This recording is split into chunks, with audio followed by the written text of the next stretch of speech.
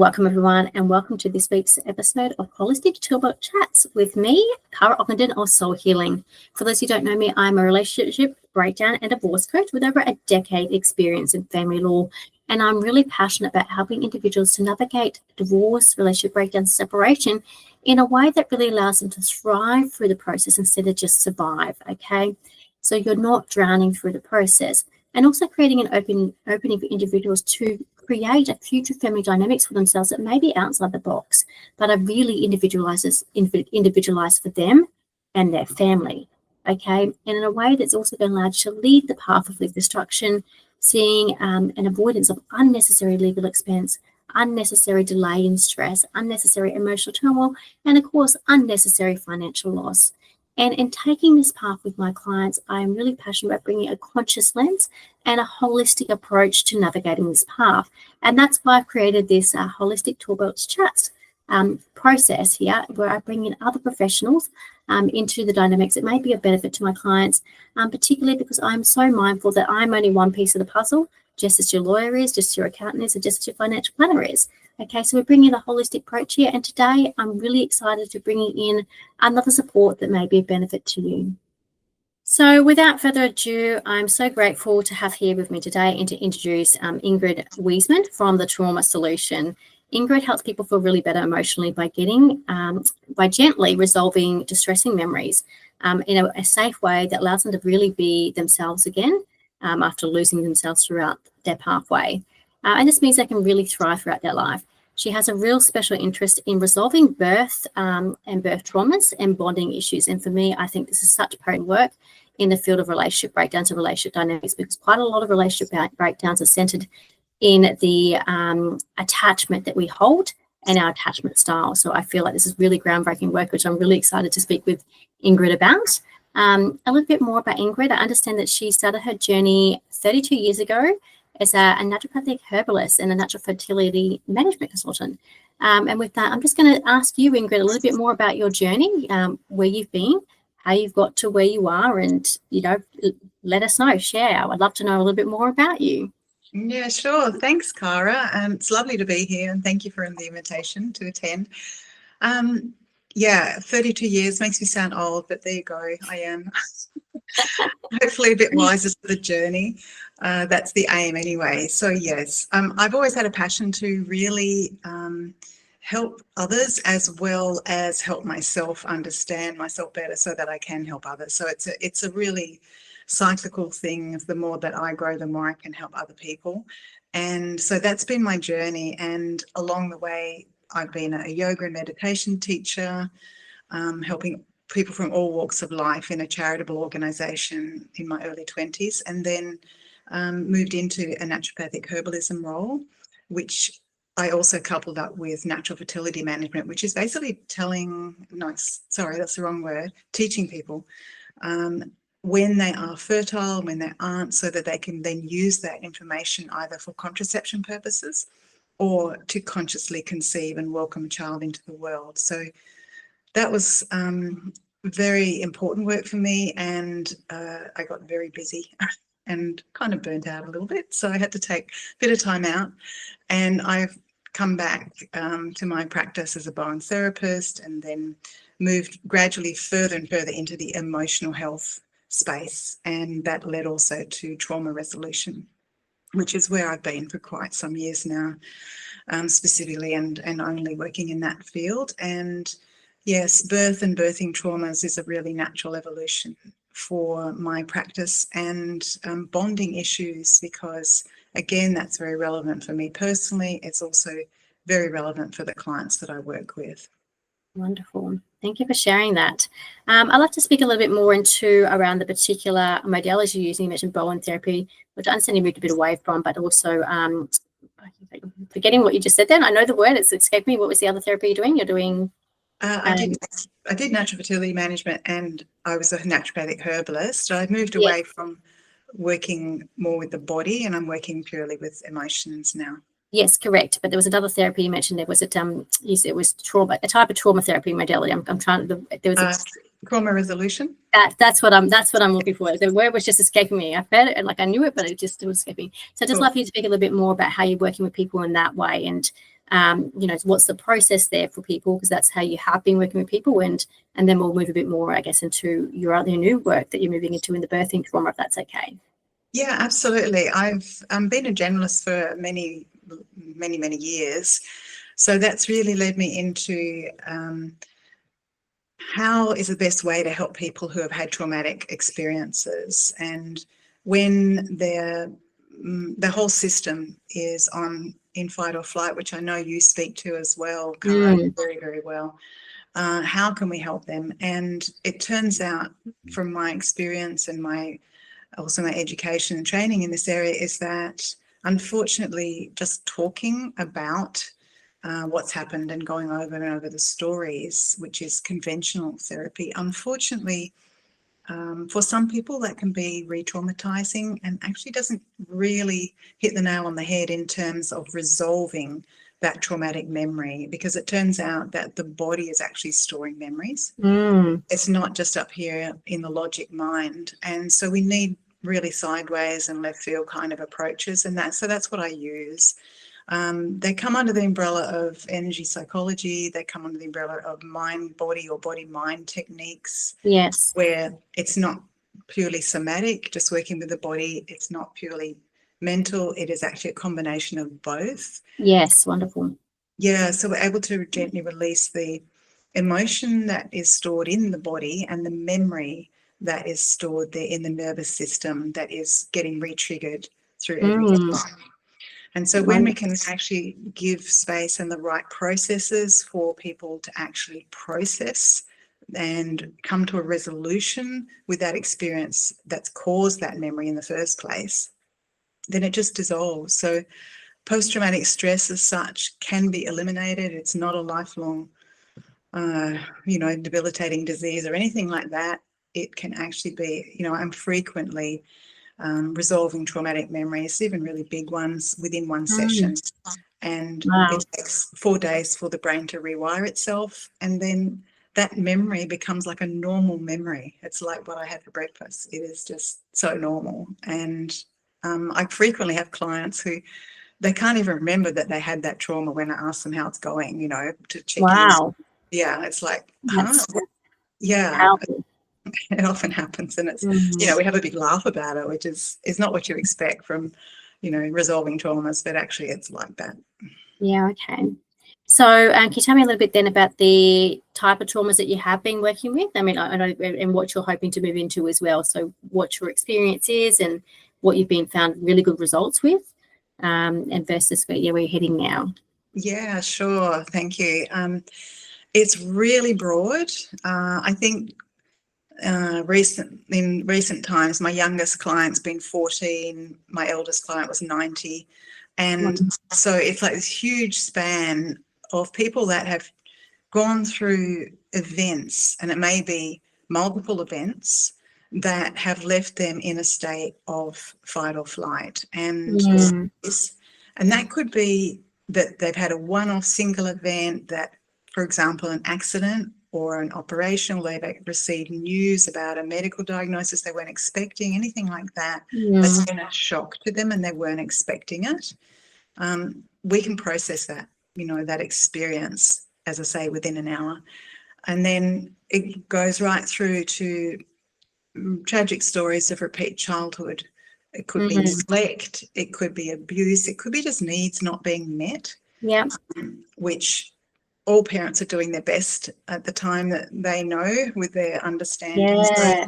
So, it's nobody's fault, and yet it's up to us as adults to actually choose to do something to repair that work, so we're not passing it on to the next generation, which is absolutely. And I think that's a really big one that I see for a lot of people. They don't recognize, because it's not your traditional, I was beaten, or I was sexually assaulted, or I was left at home alone, had to fend for myself. It's these smaller things that our little selves receive as a trauma, even though it is objectively may not appear traumatic, but it's still that little one's biggest trauma they've ever experienced, because that's all they know. And the body still goes into that dysregulation and into that nervous system survival mode, regardless, because the need's not being met. So it's perceived as just as significant of a threat for that little person who doesn't have the capacity to bring holistic perspective to what's happening here, right? So I think that's so important, and that kind of leads me into as well as how that then translate into relationship dynamics as they get older.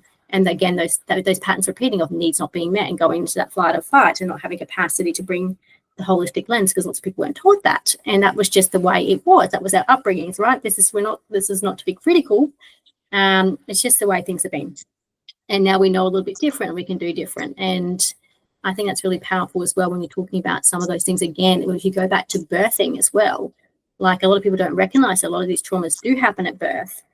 Through what happens, or whatever happened in the moment of your birth was particularly traumatic, or even if mum is particularly traumatic and it's things are happening in the womb, because people don't understand that just because you can't remember it doesn't mean that it's not a trauma, because the way the brain develops with their neural pathways, it creates these pathways even if we don't have the language to explain whatever that feeling was, all that nervous system dysregulation, that I'm putting a descriptive word there, which I'm not going to be able to hear in the audio, but that feeling where you clenched up and your whole body's like agitated and you're in that heightened sense of reactivity.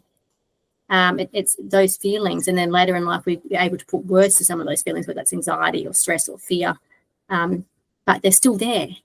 So I love that you're moving into this space, and I'd love for you to share a little bit more about how you're going to be working with people in that space, and the potential, I see great potential for it to resolve some of those significant attachment woundings that we all carry to some degree or another, some bigger than others, but all carry to some degree or another and impact our relationships. Yeah, absolutely. Spot on with everything you've just said. I totally concur with everything you've said, Cara, there. Absolutely. Yeah, so those, as you said, those emotional wounds that aren't necessarily visible, and quite often I find a lot of clients, they kind of minimize, and it's a logical thing to do, minimize what's gone on for them, but actually the ramifications and the ripple effect of early experiences, even when ones we cannot consciously remember, are huge. And our body does store somewhere or other the subconscious and unconscious memories that don't need to be scary to find. They're actually liberating to come across. We can process them. And with the right guidance and with the right support, it's not necessarily a journey I would recommend on your own. It is important to have somebody with you as you're processing traumas, just to be there and guide. And that's what I see my role as being. So for example, when I've been working with, I'll give you a recent example of a lady who's in her 50s. She's actually in the medical profession and, extremely intellectually capable, several degrees to her name, etc. And and probably a good income to go with it. We never discussed that, but her main problem was that she had this tremendous fear of being financially insecure. Wow. And yes. and that's, obviously goes way back. And as we worked together, we found that, in fact, it went right back to when she was in utero. She was able to access a memory from there. And it turned out that she was from a culture where poverty and bringing a child into a less affluent situation was really not so good. And so what she picked up when she was in utero in her mother's womb was that when her mother actually found out that she was pregnant, her parents actually went into a bit of a panic because they felt they were not in a financial position to actually keep her. They didn't know it was her at that point, but keep their child. She's first born into that family. And so this poverty mentality, if you like, or this feeling of lack of abundance was picked up by her, and to the point where she actually developed a belief that she wasn't worthy of coming into the world. She didn't deserve to come into the world because they were even considering whether to actually terminate the pregnancy. And as it turned out, fortunately for her and beautifully so, they did actually continue on the pregnancy, but she was left with this fear of lack of money. And so we were able to process that and actually go through It's sort of like a birthing process. It's nothing like rebirthing from the 80s, which was actually quite traumatizing, and embodying birthing. It's not anything like that. It's really just using your faculties to go through a beautiful experience of an ideal birth for yourself, which becomes real. And as a result, I think it was less than a month later, she let me know that she had plenty of money to do the 2 lots of trainings that she wanted to do next, because she's very into increasing her intellectual capacity. She's still doing that. And she could also go on an overseas trip, which she'd promised her mother-in-law to do, and she didn't know how she was going to find the funds for it. So it just changed everything around when she was able to resolve not only that feeling of lack of abundance, but also the fear that goes with it, and also the belief that she didn't deserve to be here. It was huge. Yeah, wow. And that's a huge one for a lot of clients as well. I mean, I've worked with a lot of people who have had traumas that do go back to birthing, and I resonate with that myself entirely. And I had a traumatic birthing, so that's something it's very present for me in the work that I've done with myself. And so I'm very present the fact you don't have to be conscious of that and how it can come through. And I also get, I'm probably diverging a little bit here, but I do want to mention into it because I know there are some people who are very intellectual and they can struggle to understand the concept that, you can bring it on in the energy body in that space. But also from an epigenetics point of view, if you're looking at the other science aspect where you're inheriting those lack genes almost, and now that's the word I'm going to use, but that's not necessarily what I mean, but that's the easy way to coin it. It's a gene that's turned on in a certain way that's going to allow you to perceive that threat more intensely. And that's how epigenetics works as well. So if you're looking from a science base, you can weave it in that way as well for those who are more intellectually based as opposed to understanding or resonating with the concept that you can bring it on energetically. But I resonate with both, and I think both are very valid. And I'm very familiar with the somatic work and how, the science supports, somatic wounds. I mean, a lot of disorders, particularly with women with autoimmune diseases, are recognized to be somatic, meaning that, there's no medical reason for it. It is emotionally based, and emotions, stored in the body that have not been resolved and have not been released. And somatic work and the kind of work you're doing is very powerful to help people to shift that. And I personally have found my most powerful resolution of some of my own traumas and the like has been through sort of embodiment and somatic practices and bringing that into a regular practice on the daily for anything that arises. So it's an ongoing tool, right? Because, while some of the biggest traumas, like you're explaining here, it can be very helpful to, bring in supports like yourself to shift that bigger, the bigger wounds. You're still going to have things coming up on the daily, and you want to be able to have the tools and resources to navigate those things in a healthy way, as opposed to the ways we've been taught, which is storing it in the body and shutting it down and minimizing. Huge, and that's also been, generational as well. It's like, oh, that's not a big deal. Build a bridge, get over it. These sorts of things, like just move on, get over it, without actually acknowledging or processing emotions. So I think that's really phenomenal. And I love that the concepts, you can bring it into very different contexts as well, and different woundings around financial aspects. So it is quite vast in terms of these wounds that we can have. I mean, obviously I specialize in relationships, but there's a lot of other people who have wounds in other areas of life, like finances. And it's still that fundamental feeling of security, though. And that insecurity can also then span into your relationships, right? So, because if you don't have those foundational security, then you're not going to be secure in your relationship. So yeah, I really appreciate that you're sharing that. I think it's very powerful work that you're bringing into the world. And I'd love to know a little bit more about how you're working with people in that dynamic. Are you working in your office? Because I know you're located down in New South Wales, or you're doing online stuff as well. So what's your process of working there, Ingrid? Yeah, absolutely. I definitely have a clinic built on our property, which is 30 minutes south of Port Macquarie. A lot of people know where that is, which is about 5 hours north of Sydney on the coast. Okay. Yeah, and it's a very peaceful, beautiful, rural sort of area. We're on 2.5 acres here, have the luxury of space and privacy. So because I've been in practice for a long time locally, like 32 years, then I do have a lot of local clientele that have that still see me. And then I see clients all the way around Australia, sometimes overseas, but mostly around Australia. And they can be anywhere in Australia. So I would say probably 40 to 50% of my work is online. Yes. With people further afield than where I am. And I'd just like to mention from what you said a moment ago about attachment and so on. I work on the premise that 0 to 7 years is when a lot of our foundational beliefs are really formed, and we don't actually have conscious memory during those early periods of time. So as you said, you know, some people could think that if I can't remember, then it doesn't exist.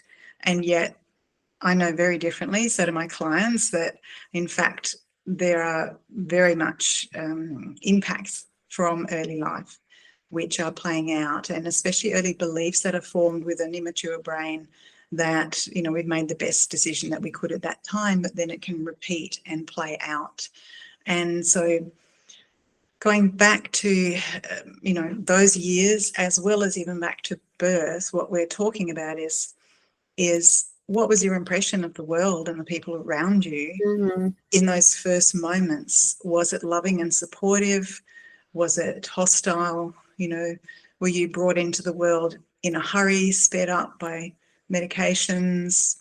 Then that can actually lead to not wanting to be rushed, you know, for the rest of your life. Maybe you came early and you are in a rush all the time. Maybe you didn't want to come out and, you know, thought better of this journey that you were on, even to the point of absolutely cesareans can sometimes be an emergency, or they can be an elected decision, totally respecting and honouring that.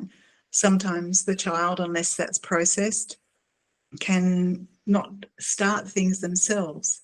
They can hold back, you know, just because of that early experience, feel like they always need a hand. So, you know, there's a whole lot of early impressions which are way beyond conscious memory, that once we go back and resolve those in a beautiful, safe and gentle way, then, you know, it can make a profound impact on our relationships, on how we actually present in the world, how we feel about ourselves. It's just phenomenal. And even to the point of in conception, back to conception and in utero, those times are actually also really important, you know, where we welcome the world, you know. Yeah, absolutely. So yes, I was just going to say that it also provides a space for them to then authentically create who they're going to be in the world from a blank slate, right? Because they don't have those things that are unconsciously, and that's why I speak a lot to the unconscious or subconsciously running the show, because you're not aware of them, right? And if you're not aware, you can't do anything about it. So it's resolving some of those things so you can then have a blank slate from which you can then co-create or create the version of yourself who you desire to be in the world, that's not inflicted with these significant challenges that you've had to learn to live with, and sometimes in maladaptive ways.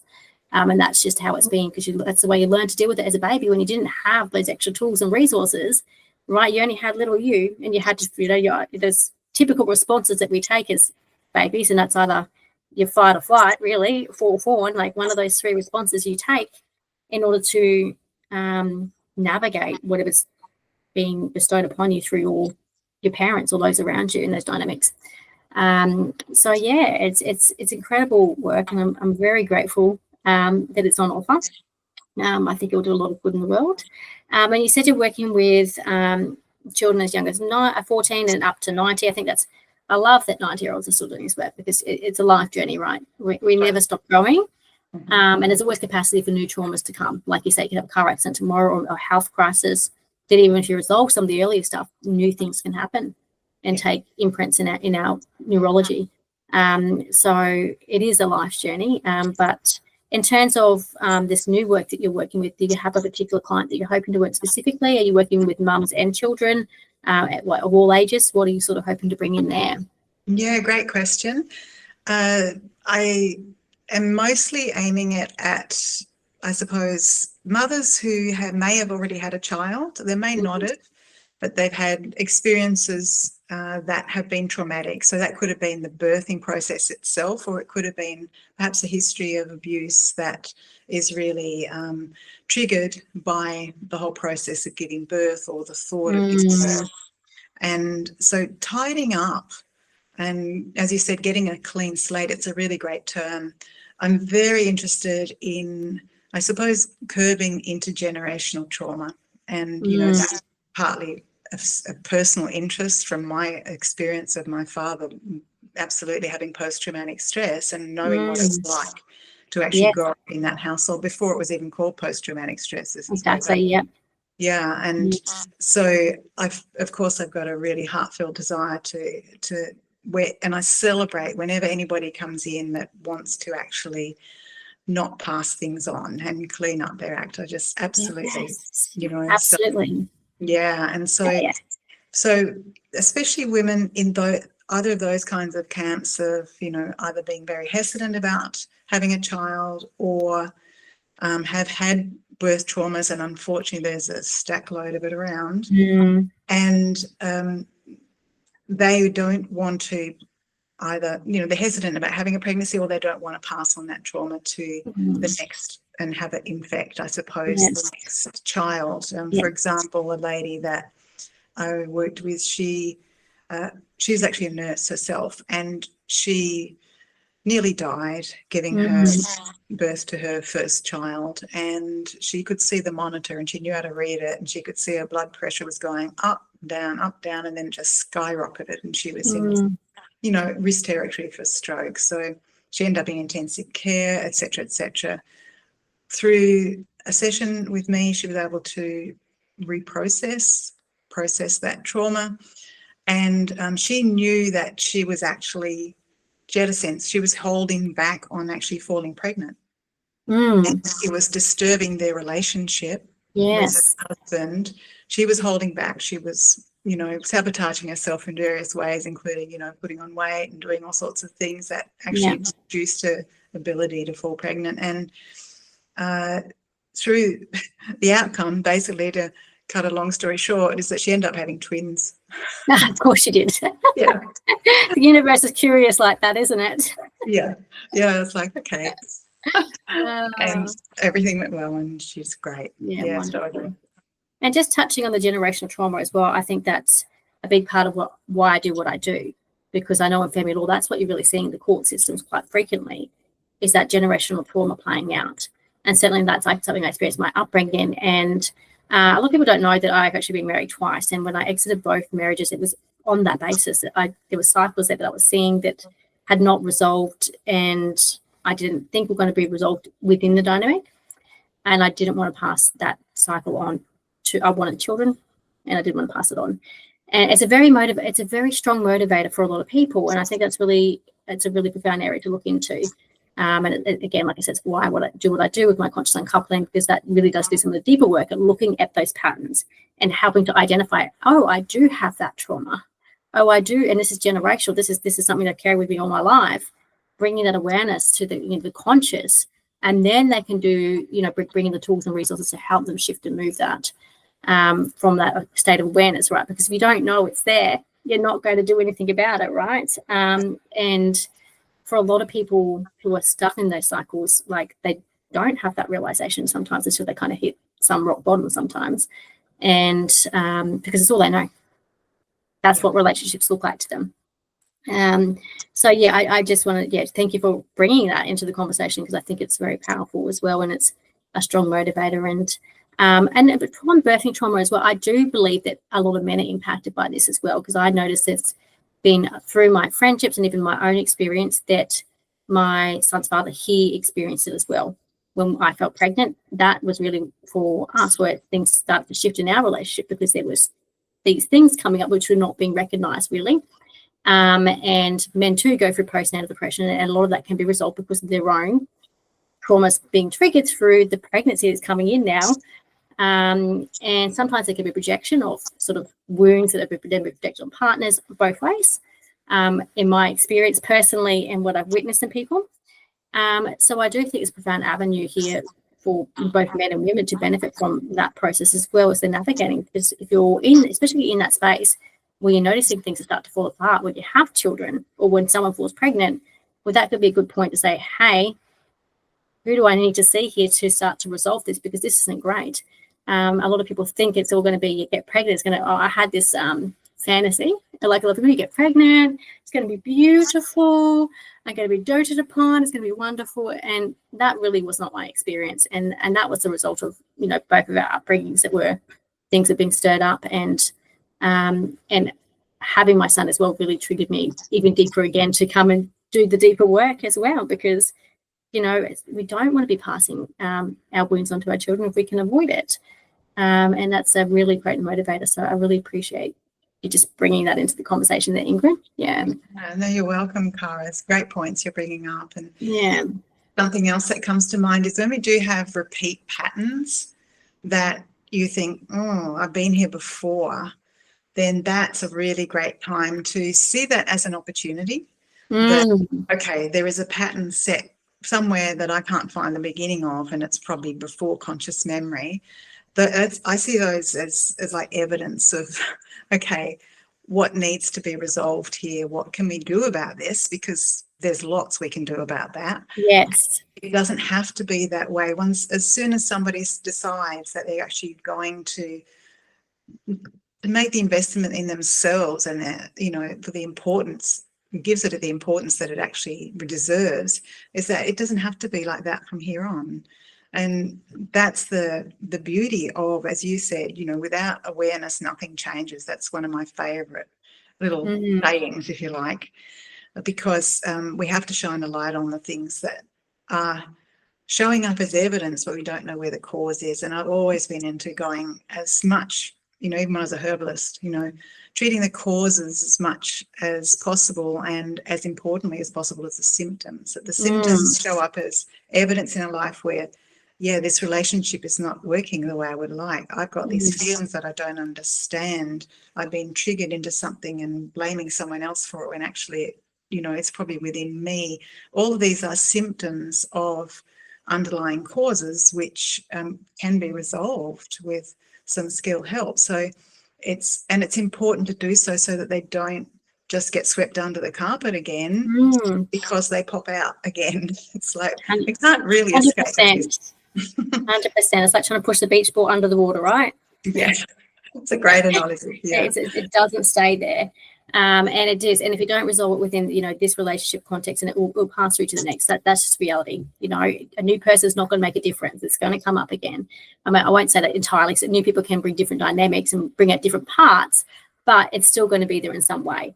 And that's again why I'm so passionate about this work, because we don't want to be repeating, and we want to create the foundations of that, being able to come into what's authentically who we are, who we want to be, and have that clean slate, and then be able to create that future, and that also creates a space as well. Like maybe if you move into relationship breakdowns, whether that's within a relationship or you decide to separate, well, then you have the capacity to remove those triggers and traumas that are causing this conflict and come in together in capacity to, create something new and different that's more authentic and more compassionate and loving and aligned, and not based in reactivity and unconscious wounding, right? So very powerful. Yeah, and could I just add something there too, is that what your conversation is bringing to mind as well is the importance of bonding. Because when that doesn't happen with a parent or parents, then that will set up one of those belief systems or many belief systems around who we are, what we deserve. Have I been abandoned in some way? Have I been betrayed? I thought coming out into the world was going to be this, roses and cups of tea kind of thing, and it's not. And it's like, what happened? And then, of course, sometimes there can be medical interventions that are uncomfortable for the newborn. So there's a whole lot that can go on, and those can set up recurring patterns. It's like for that lady I was talking about before, feeling unworthy of coming in. She set up a whole series of circumstances unconsciously, completely unconsciously, that have repeated those belief systems. And that's what happens for all of us. If we actually feel abandoned by our mother or parents at that point in time of coming into the world, there's something, whether she's anesthetized or she's not quite there for some reason or whatever. And again, it's nobody's fault. It's just the best that people can do at that point in time, then if that's the newborn's experience, that can become their worldview, and they'll almost expect to be abandoned in a relationship over and over again. Yes. Yeah, and if they aren't, then they might actually unconsciously create that. So Correct. yeah, Yes. there's all sorts of things that can happen, and it's worth sorting out so that we can actually end up with the right relationship with ourselves and then others. Yeah, absolutely. And it's probably just 2 points I just want to mention there around the bonding, is that people grow up and say, oh yeah, I've got a great relationship with my mum, or great relationship with my dad, it's fine, or it's fine. But that's not really what we're talking about here. It's those the deeper, secure, relating bonding that you won't know that you don't have because you never had it. That's the reality, right? So you don't actually know. You can have a good relationship, and yet you can still have attachment woundings that play out in relationships. And speaking into that sort of sabotaging behavior that we have, well, yes, we do tend to create unconsciously circumstances or partner with people who will affirm those beliefs, because our brain likes to be right. That's the other thing about our brain. It's like once you start to get these neural pathways in ways, each time you go through it, that tree trunk of a pathway gets bigger and thicker and stronger. And the brain doesn't like to be proven wrong, because it's safer if it knows the outcome. If the brain doesn't like to not know the outcome. So that's just that we just want to speak into there, which I think is also, important to share into as to why that happens, and bring some understanding there. Chester, did you have anything to add to that? Or you? No, I think you've said that all really, really well. I think we've covered quite a bit. So yeah. We have, yeah. So it's been a really great conversation. Well, with that, Ingrid, I'd love to know how people can connect with you, and what's the starting point and process to work with you. What your current offerings are that they can connect with you around. Yeah, thanks, Cara. Probably a really best place to start is my website, which is thetraumasolution.com.au. If you just Google the Trauma Solution, it will come up with not only my website, which has most of the information on it. I also have an Instagram page and a Facebook page under those titles. LinkedIn, I'm under my name. So those are really great places to start. There's quite a bit of information on there. There are testimonials, there are videos that people can watch of not me giving results, but clients actually giving results. And I also offer a gift for people that actually want to just, dip one toe in, is that they can have a clarity call where they can actually ask their questions personally of me. I set aside time and find out, more, ask their questions, and it's absolutely, there's no obligation to go further. It is more just finding out if I'm the right fit for them and vice versa. So people can have one-off sessions, really probably, and for individual sort of events that have taken place, traumatic events, then that's usually all they need. When we're talking about patterns that have developed from childhood onwards or birth onwards, then we're looking at probably a little bit of a longer commitment. It's very individual. It's like, how long is a piece of string? It really becomes up to the individual to feed back to me how comfortable they are with the process and how far they would like to go. What are their actual aims for resolving? So standardly, I have a 3-hour package, which could be 2 1.5-hour sessions, or it could be 3 1-hour sessions. It depends how it's planned out.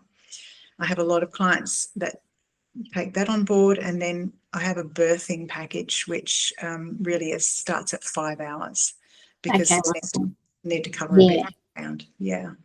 Wonderful. Well, thank you for sharing that, and I really appreciate your time today. It's been really wonderful. I think we've spoken to a lot of content here, which is valuable across the board, and I love talking about it. So as you can probably tell, and likewise for yourself. But I just want to really thank you for your time today. It's most valuable, and I'm sure that my clients and whoever this reaches out in the ethers through social media will receive incredible benefit from your time. So thank you.